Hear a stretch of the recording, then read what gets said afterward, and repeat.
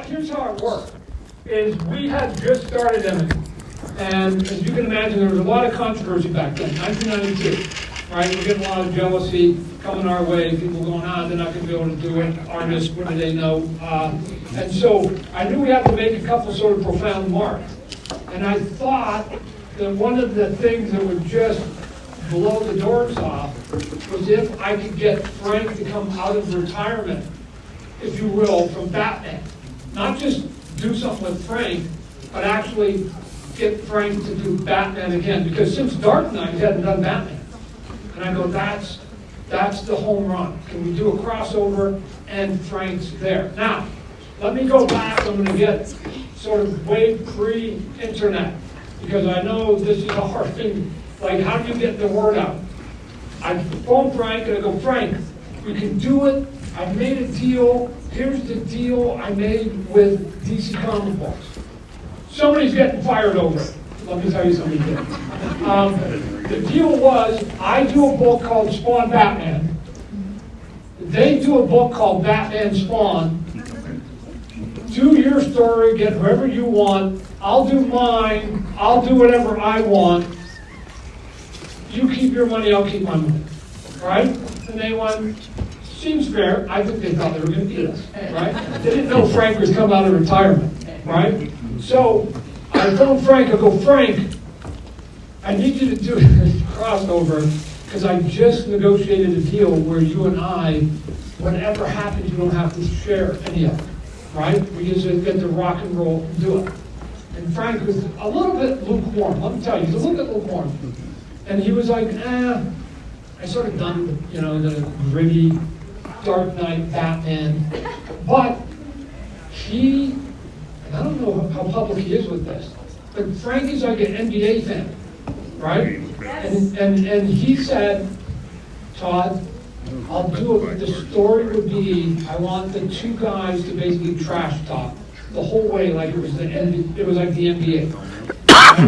And I went, you're Frank Miller, I'll be a shit with you. So he signed on, we started getting it going, and the way we dropped it, we didn't have it in social media or whatever else, the way we dropped it was, there was a convention in Philadelphia, I did this debate with Peter David there, it was a big thing, and at the end of, on Sunday, I sold this little sort of gimme souvenir book for $1, and it had all this information, and on the back was this thing I designed, and it said, Miller, Batman logo, McFarlane, Spawn logo. And I didn't say anything to anybody. I just sold it.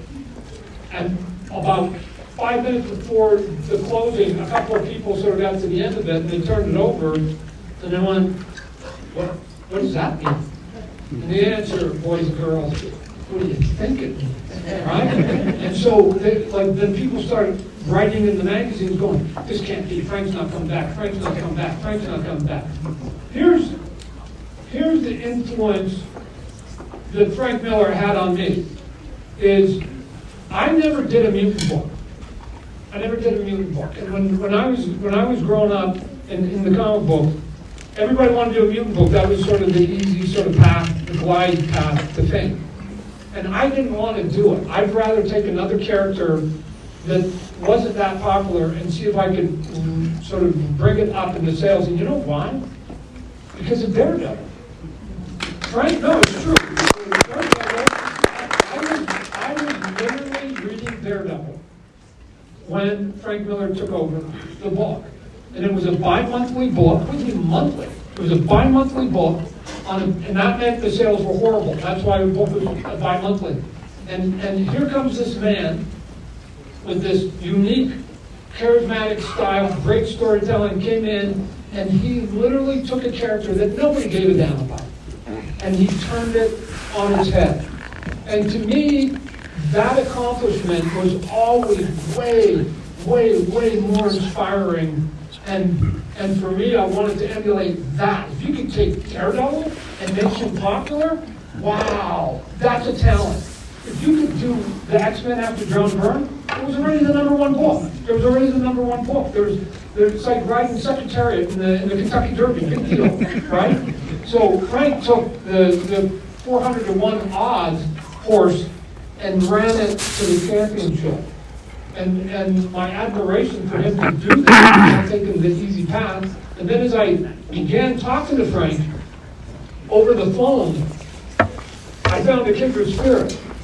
Because that dude's a badass, right? Let me just tell you that he was a guy that didn't mind whether he ruffled feathers or not. And I remember he was supposed to give a keynote speech at Diamond. And all I remember was talking to Frank, and he just goes, just wait till they hear what I've got to say. Right? And I was like, I didn't want to know what he was going to say, because I wanted to be just as surprised as him. And for me, watching Frank sort of take on the establishment, watching Frank take characters and grow them, had a profound impact not only on hundreds of thousands of comic book readers, but me individually, right? And I don't think that I would have made the steps and the decisions I've made in my career if I had never met Frank Miller, right? Now, just to show you how Frank and I think, one last thing before I bring Frank up, is that Spawn Batman, the deal was you could only print it once. That was the deal. You can print yours, I print mine, we're all done, you can only print it once, everybody's done. And I remember Frank phoning me years later, going, Todd, how come I'm still getting a little bit of money from this Spawn Batman that came out years ago? I thought you weren't allowed to reprint it.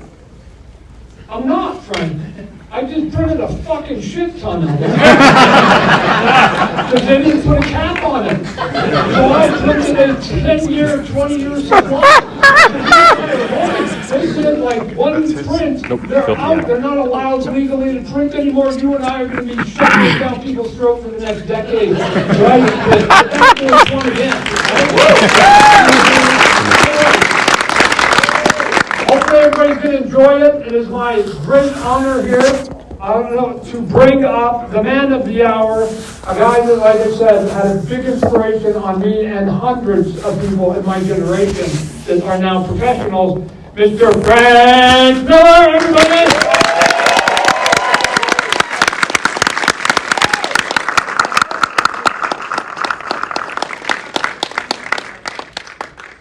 I didn't come here to be insulted.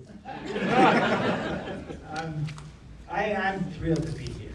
This is like just a, well, I kind of never expected to be in a situation like this.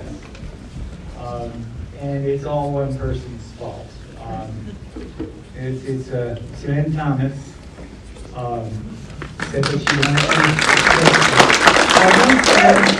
to. I've known Suzanne for many years, and she is an accomplished producer, and she knows what she's talking about. And I trust her as much as I could ever trust anybody in the world. So it has been an absolute privilege to work with her in this capacity. And we have literally traveled the world to make this. And so I think you're going to enjoy it. I think she did a great job.